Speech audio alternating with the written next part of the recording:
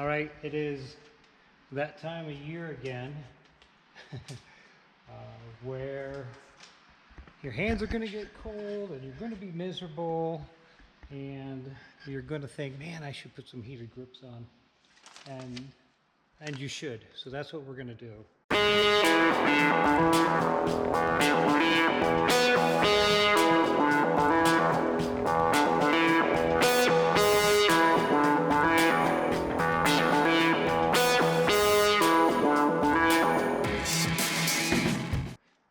Actually, I have the kid. I'm sorry about the mess. I've been working on a whole bunch of stuff on this. It's not just the heated grips. But another way, another way I can tell it's that time of year again is because here at Mountain Rescue, my buddy, right? He gone all out. He has gone all out. Anyway, so he's putting his track on his bike. I'm putting heated grips on mine. All right, so step one is going to be to pull the old grips off.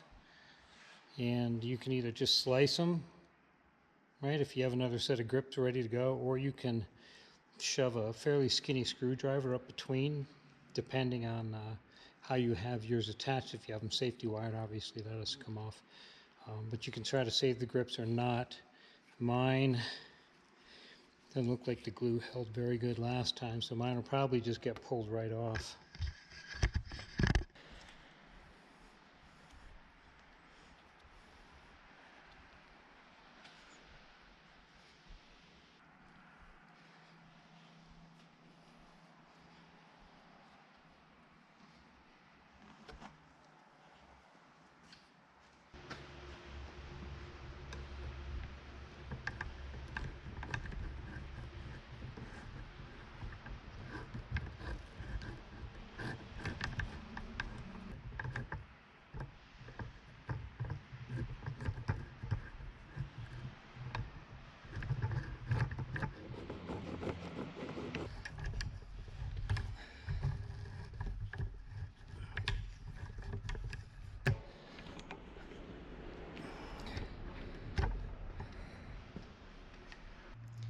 Okay, so the next step is going to be to clean the grips off. If you have any grip glue or grease or whatever, that all has to come off because the heating elements actually stick to the to your grips using an adhesive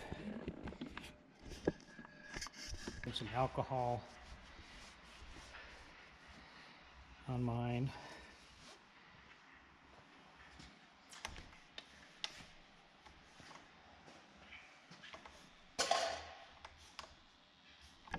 So get them all nice and clean and shiny. Some of you are going to wonder what this is. This is the G2 Ergonomics throttle tamer throttle. So it's got a bit of a cam action in here that gets rid of some of the on-off action of your throttle, especially on the L. So the heating elements basically look like this. Right, this has a backing. We're going to peel that off. We're going to stick it to our handlebars like so. That's why you need to have everything nice and clean so that this part here will stick. So most throttles are about a quarter of a turn, so from here right to here.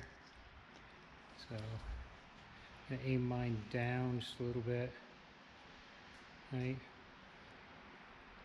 And that way when you turn it up, it'll just come up to here. So it'll normally ride somewhere up here in this position.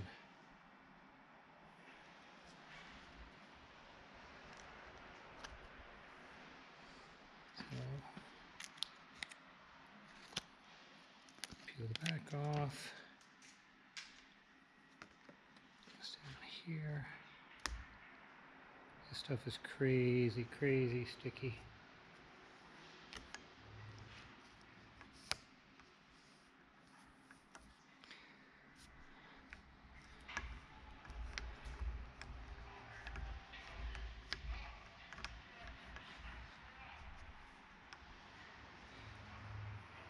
Now, see the wires are hanging down. We're going to wrap some electrical tape around this and make these 2 wires into at least 1 solid wire coming back through here, and give it a little bit of extra so it can move. Again, I'm just going to wrap some electrical tape around here to get these wires secured so they don't pull out so easy. So, and here it is, like so. Okay. So you can see I've got a little bit of tape wrapped around them. And then I'll tape the rest of these. Okay? And then we'll do the other side. Okay, this one I'm going to wrap this down so it can go under and stay out of the way of your clutch. Right, so it'll kind of follow this line here.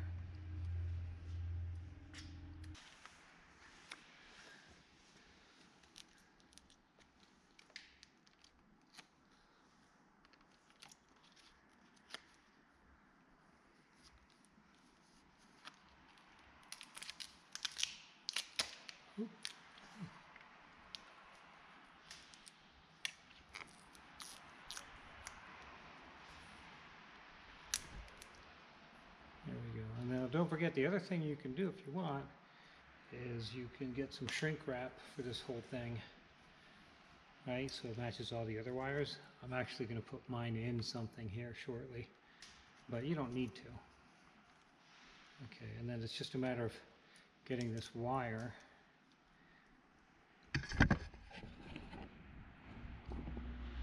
right, get it to hang where it's not going to interfere here.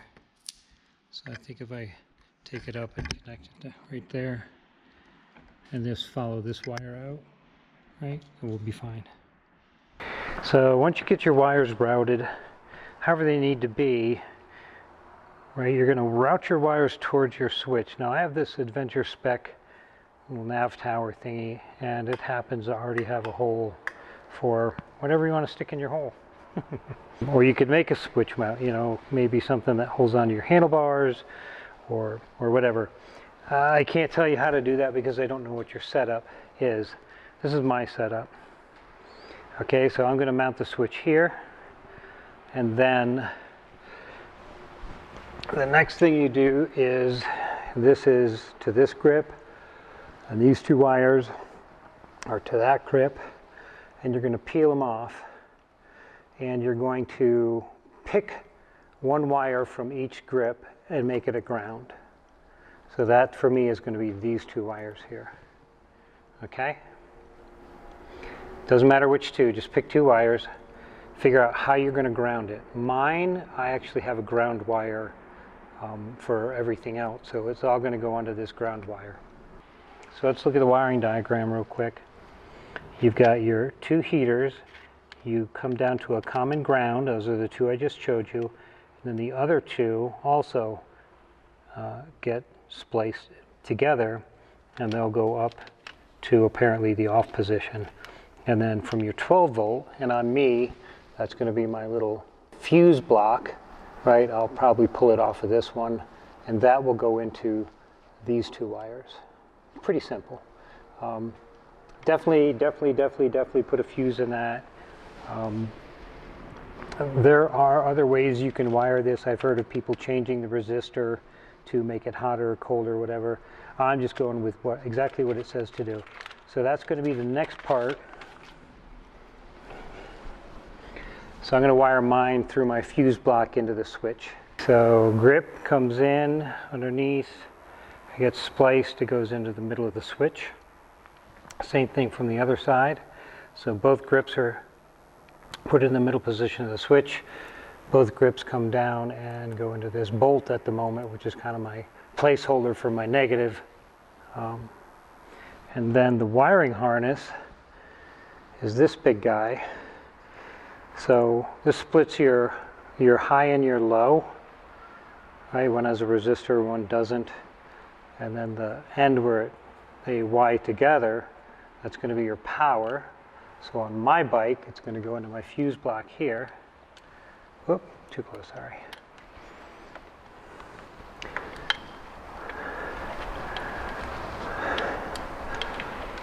There we go, and I just need a fuse for that. And then the resistor goes to your high, which is the top, right? So resistor will get plugged in there.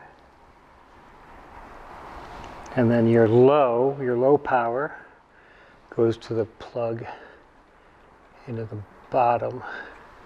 And that is pretty much it. And then it's a matter of, I've got to clean all this up, and keep in mind the resistors normally get hot.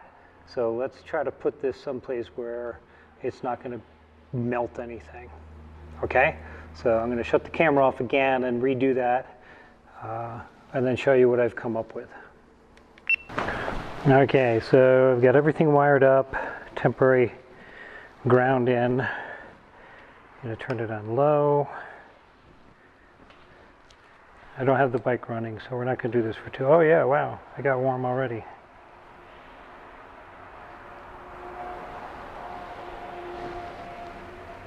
It's certainly not hot. So it works, and we're going to throw it up on high. Whoa, holy crap, that was really fast. It like went hot like right away. And then the resistor is just kind of hanging out here. Mother! Okay, really, really hot. So wherever you put that resistor, make sure it can't melt anything. Okay. All right, I'm going to turn it off.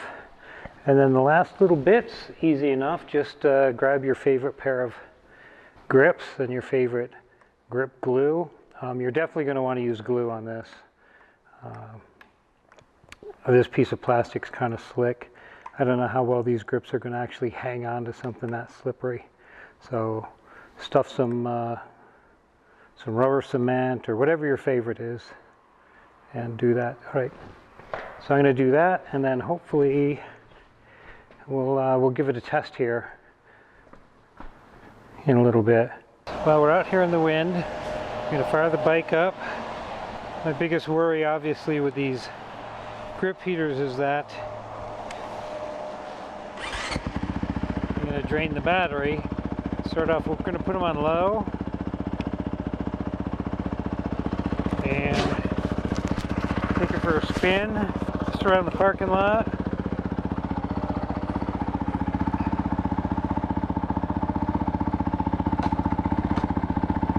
Let's see, alright, I can honestly say I don't feel anything at the moment.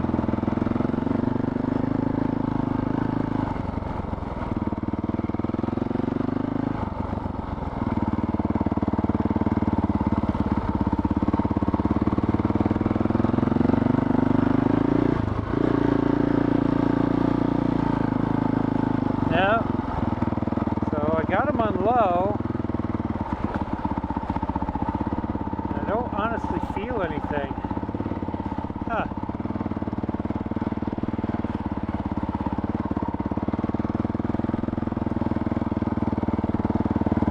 Okay, well that makes me a little sad.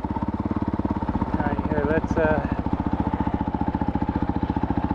flip them up on high.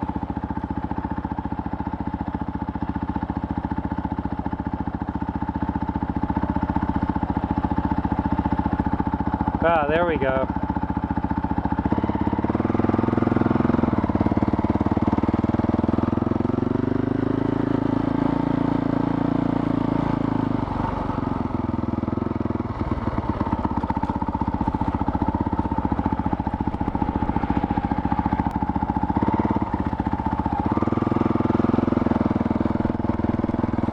Oh yeah. So up on high I can feel them really well. And maybe I'm just not giving them long enough on low. I mean, I got silicone pillow top grips, and if you know anything about silicone, it's a pretty good insulator. It might be keeping the heat from getting through. But now that I got them up on high, oh, actually really nice.